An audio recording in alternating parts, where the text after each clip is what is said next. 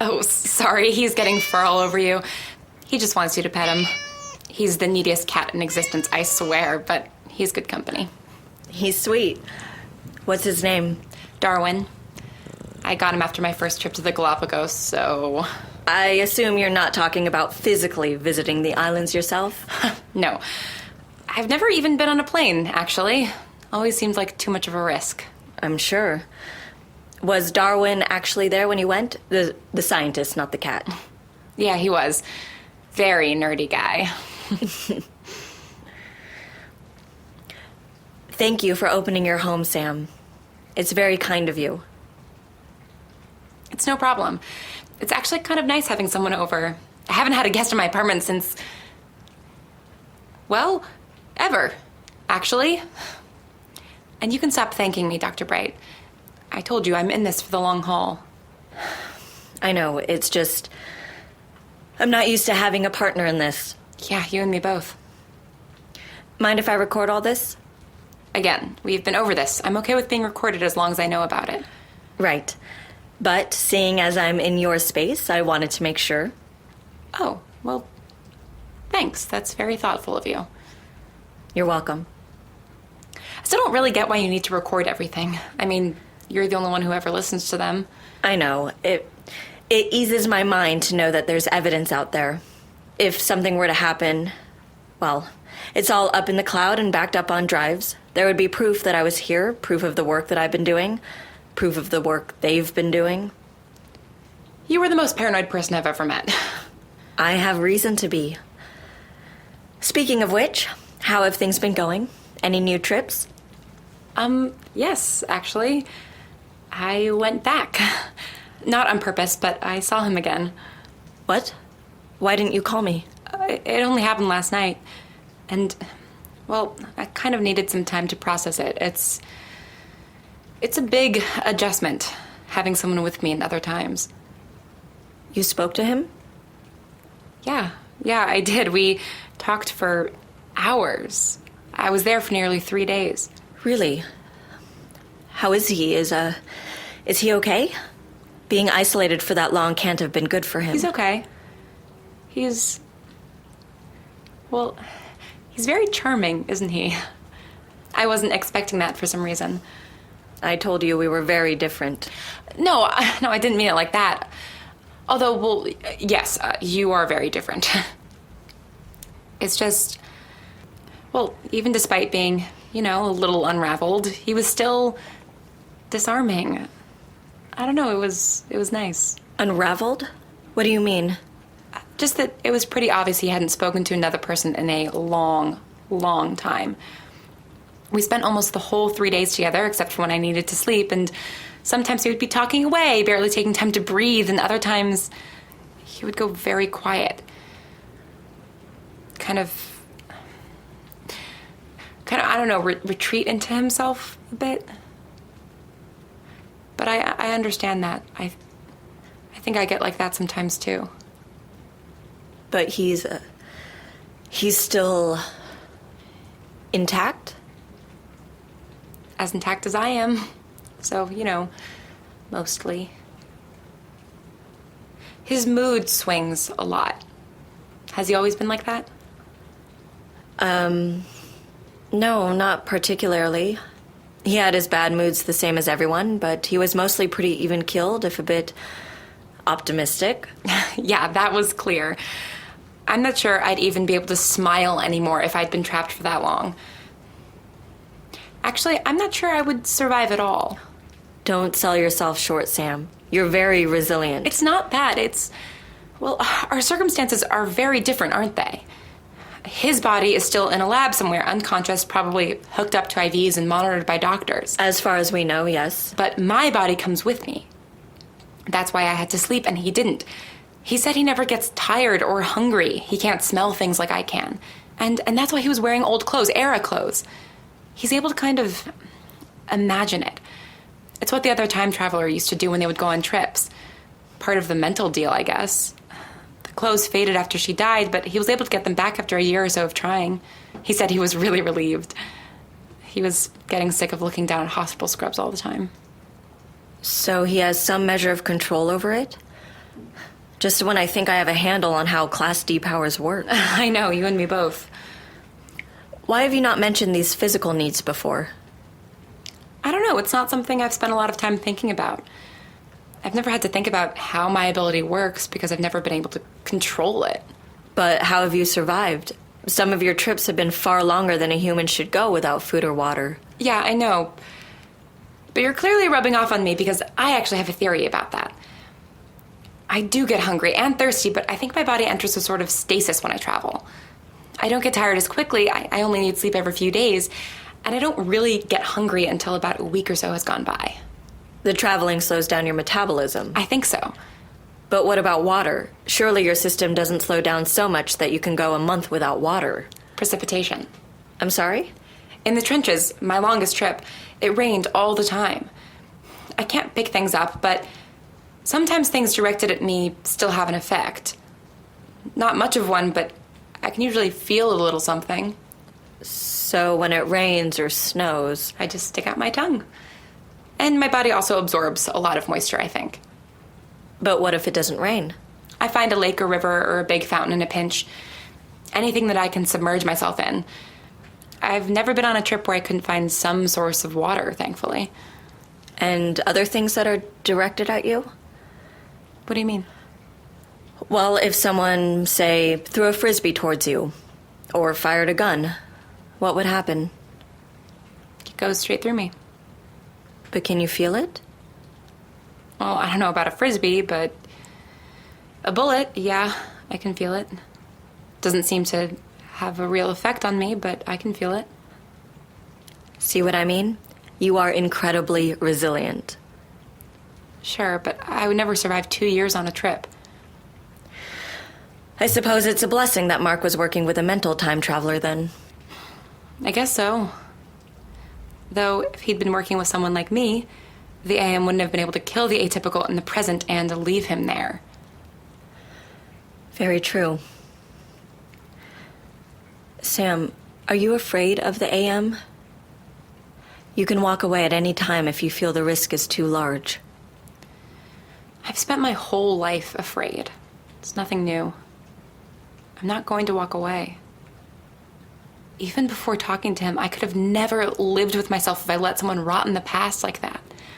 Now that I have talked to him, well, I want to get him out as much as you do. He really made an impression on you, didn't he? Yeah. Yeah, he did. What did you two talk about? I don't know, lots of things. It's funny, he was sort of stuck in an 1810 mode of speaking for a bit. Very stiff, very formal. I get that. After the trench trip, everything sounded like German to me. I kept saying Danke to people who were bringing me grief casseroles. But anyway, the more we talked, the more he started to speak like he was actually from the 21st century. It was really cute. His eyes would light up every time I used slang or an abbreviation or something. So I spent some time just catching him up on all the new terms and shorthands. He was not pleased that YOLO was a thing, but he seemed to like Bay quite a bit. You two talked about internet slang? You both were defying the known laws of the universe by existing 200 years ago, and you were talking about the merits of the word bay? Well, yeah. He wanted to know what he'd missed. We did talk about time travel, though. I mean, it was the natural icebreaker. We swapped stories. He told me a little bit about his partner, the other time traveler. Her name was Camille. He misses her a lot. He does. Why does that surprise you? I wouldn't think he would be fond of anyone in the AM. Well, no, he's definitely not. But she was in the same boat as him. They were both prisoners, you know, comrades in arms. I think he looked up to her as a kind of mentor. I see. Don't worry, he hasn't replaced his big sister. Did he talk about me at all? A little. I mean, we went through all the basic bio stuff, where we grew up, went to school, and he mentioned that he had an older sister, that you were the one who first figured out what his power was. Was he surprised when you told him you knew me? I didn't actually get around to that. What? Why not? I don't know, it never seemed like the right moment. He clearly didn't want to talk about his family, and I really didn't want to talk about mine, so I just let the conversation move on. Sam, you need to tell him that you're working with me. He needs to know that I'm doing everything I can to get him back. I know, I will. But I don't want to get his hopes up. What if I can't figure it out? What if I can go back and visit him and nothing else? I understand that fear, Sam, I do. But I believe in you. I would never have approached you about helping me if I didn't think you could do it. That's not true. What do you mean? I think we both know you would try anything at least once.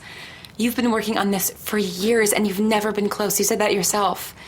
You were willing to tell me everything, to tell that other patient of yours, the mind reader, everything, without knowing either of us for very long. I think you would have brought me in on this even if there was only a 1 in 100 chance that I could help. You're right. Though, to be fair, it wasn't entirely my choice to tell my other patient everything. She is a mind reader, after all. Okay, fair enough. She sounds awesome. Would you like to meet her? What? Really? I can ask her about it. She has become curious about other atypicals after running into one at my office. I know she'd be interested in meeting other people like her, and I think it would be good for you as well. Yeah, that would be great, actually. Probably, I don't know, a little weird, but good. If you'll allow me a therapist moment. You've been isolated for very long. I know it's likely you never would have come back to see me if you had someone else in your life who knew your secret. Dr. Bright. Well, it's true, isn't it? Yeah, I guess so. But I don't feel that way now. These past few weeks, well, ever since you filled me in, it's been fun? Okay, so that's not the right word, but I don't know, I don't feel so tense being around another person anymore. Talking to you, trying to figure it all out, it's been a nice change. I mean, yes, I would like more friends. I mean, I need friends, but talking to Mark is, well, it is fun. The most fun I've had ever, maybe. I mean, I've never met anyone who actually understood what it was like to be me. And I can't ever understand it. Despite all my knowledge and research, I'll never truly understand what it's like to be an atypical. Even though your powers are very different, you and Chloe would be able to relate, I think. Chloe, that's the mind reader? Yes. She's very easy to get along with, actually. She uses her power to understand people, empathize with them. It's very nice. Not how you would use it, I'm guessing. No, probably not. See, this is what I mean. Now that you're more honest with me, I'm actually starting to like you. I guess I have a soft spot for the Brights. I appreciate the sentiment, Sam. But as we've established, I am not like my brother. I've made a lot of mistakes that he would not be proud of. Working for the organization that kidnapped him would be a big one. Sure, but he seems like the forgiving sort. I hope so. Either way, I'm glad he's met you now. He'll have a friend when he's back in the world. I know he may not want to talk to me. I'm sure that's not... No, trust me. He saw me at the AM. He will be very angry. If there's one thing we do share, it's our stubbornness. I know I've already asked a lot of you. It's okay. If he doesn't want to see me when he comes back, will you keep an eye on him? I'm not asking you to spy for me or anything. You don't have to ever speak to me again either if you don't want. But just to make sure that he's okay. I know you'll be able to ease him back into things. Help him readjust. I think you'd be able to help him too. You know, you're not a bad therapist when you don't have an ulterior motive. Just promise me, Sam. Okay. I promise. So what next? We keep working on your ability. You've been able to go on a fair number of trips on purpose. Now it's just about hitting the target. But even if I manage to go back to where he is on purpose and stay there, how do I get him back? We can't touch. He tried to shake my hand and it just went right through. I think I have a theory relating to the water exception that seems to exist. God, that was fast. I'm gonna have to do some more research on dimensions, I think. Maybe call in a favor at the AM. What? Is that a good idea? Don't worry, I won't mention you. But I need more information. The AM has conducted a lot of research on Class D abilities, and we may be able to apply some of it to you, even if you are a unique case. Okay, if you're sure. Anything is worth a try. I think we'll agree to disagree on that. Fair enough. But should we try working on your target practice? Yeah, okay. All right, so I think there's a connection between your current mental state.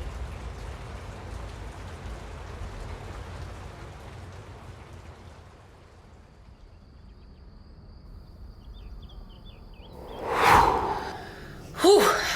That was interesting. Where did you go? The French Revolution? Well, one of them, anyway. Definitely the late 1700s. That's good. That's not too far off, geographically or temporally. Yeah, I guess. I'll keep trying. You should be very proud, Sam. Think of all the progress you've made in the past few months. Did you ever think that this was possible? No, I didn't. I think it's been good to have a purpose, something to work towards. I think so, too. All right, I should probably go. All right, Darwin, you need to get up now. He's fallen asleep on you, hasn't he? Yes, he seems to have done. He just jumped up on my lap. I think he got a little scared by you popping in and out. You'd think he'd be used to it by now, silly cat. I'll see what I can figure out in the next week. Keep practicing and call me with any major updates. And I'll, come by if I get anywhere with my research. That sounds good. And, let me know if Chloe would be interested in meeting me. Right. Yes, I will. Oh, here's your notebook. Thank you. You have everything? Notebook, bag, recorder. Oh, it's still on. Thank you for listening to The Bright Sessions. Today's episode was written and directed by Lauren Shippen and produced by Misha Stanton. The voice of Dr. Bright is Julie Morizawa. The voice of Sam is Lauren Shippen. All our graphic design is by Anna Laurie. Have you reviewed the show on iTunes yet? If you haven't, it would be really cool if you did. And if you need to express your love even more, you can become a patron of The Bright Sessions by visiting patreon.com/thebrightsessions. That's patreon.com/thebrightsessions. And then come find us on our website, thebrightsessions.com, on Tumblr, or on Twitter @BrightPodcast. And as always, thank you for listening and stay strange.